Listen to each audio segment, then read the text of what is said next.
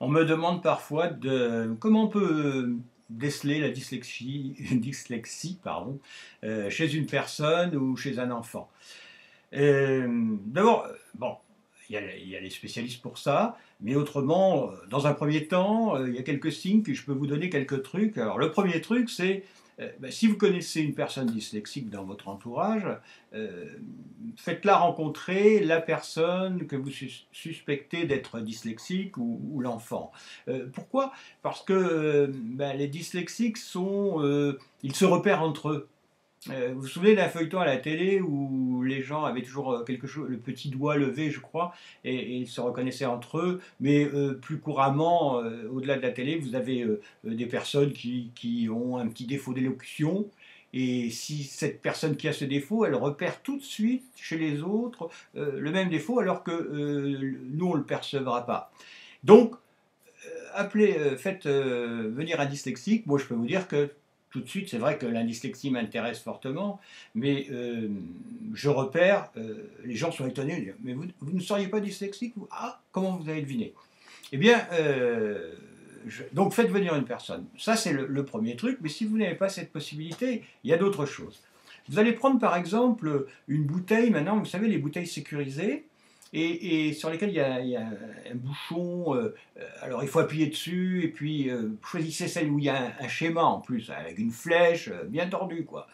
Et vous demandez à votre personne susceptible d'être dyslexique de déboucher cette bouteille. Et observez-la. C'est tout. Et vous verrez un peu les difficultés qu'elle va rencontrer.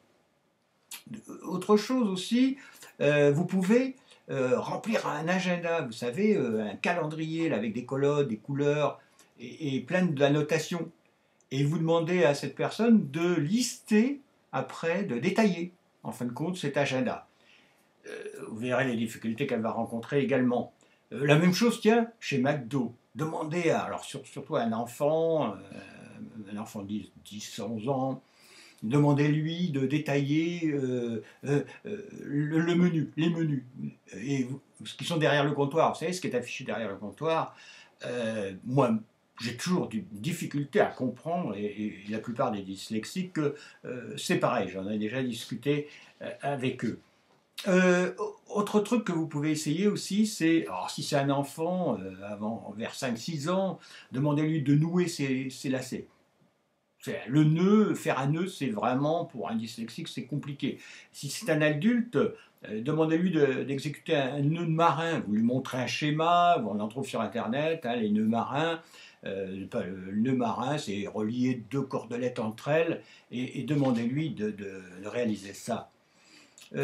Aussi, vous pouvez lui demander d'évaluer un projet dans le temps. C'est-à-dire que d'évaluer, dire tiens, tu veux réaliser quelque chose, de l'évaluer, le temps qu'il lui faudra. Pour nous, les dyslexiques, le temps, le passé, ça n'existe plus. Au moins, on n'est pas malheureux avec ça, on n'a pas besoin d'aller voir les psys, puisque c'est pratiquement effacé. Parfois, on ne nous trouve même pas assez sentimentaux, mais c'est comme ça. Et puis, on vit dans le présent, nous. Hein. Ça, c'est le présent, c'est tout. Et le futur, ça, pour nous, par exemple, moi, un rendez-vous que je vais avoir avec un client dans un mois, quoi, ou même dans 15 jours, ça me paraît très très lointain. Et je suis surpris quand ça arrive. Vous voyez. Euh, Autre chose aussi, oui, alors vous avez, pour tester la dyslexie, vous faites, vous savez, les codes que l'on rentre quand on a acheté un logiciel, il y a souvent une série longue de chiffres et de lettres. X, Y, 6, 7, 8, A, B, enfin, etc. Demandez à la personne d'entrer ce code. Voilà, et puis alors, observez aussi son lieu d'habitation, c'est-à-dire la chambre pour un enfant, le bureau pour un adulte. En général, c'est le grand bazar. Pourquoi? Eh bien, parce que un dyslexique, s'il range quelque chose dans un tiroir, dans un placard, pour lui, ça disparaît, et il oublie. Donc il a besoin d'avoir tout ça sous les yeux. Mais rassurez-vous, hein, dans ce bazar-là, il s'y retrouve très bien, parce que généralement, les dyslexiques, c'est une vision globale des choses. Et pour encore un petit test comme ça pour déceler la dyslexie, c'est de demander à la personne de trouver quelque chose qu'elle devra détailler. Oh bah tenez, de demander-lui de suivre un mode d'emploi. Alors, on a tous des difficultés. Bah, alors, les dyslexiques, c'est une catastrophe. Pourquoi? Parce que sont plutôt dans la globalité que dans le détail. Le détail, alors là, c'est ennuyeux. C'est pour ça que l'école, c'est une catastrophe. On détaille tout. Quand on apprend l'histoire de France, on nous fout des dates. On a un dyslexique, il n'en a rien à foutre de savoir si Louis Machin, il a fait ceci, il a fait cela à telle époque. En plus, vous voyez, comme il a des difficultés avec le passé, vous pouvez vous dire que vraiment, il s'en tamponne. Et enfin, un dernier truc, mais classique, ben, faites-lui faire une dictée. Mais là, vous ne serez pas déçus. Généralement, il y a un versement des lettres, les sons sont entendus autrement. Alors évidemment, tout ça va s'améliorer grâce aux orthophonistes, qui vont faire souvent un travail remarquable, mais ça durera toute la vie. Par exemple, si moi on me donne un numéro de téléphone, je le note et je le note sans le savoir, je le note à l'envers, sans m'en rendre compte. Si bien que quand j'appelle la personne, souvent je me dis, oh là là, elle m'a donné un faux numéro. Mais non, c'est dans ma tête que c'est faux.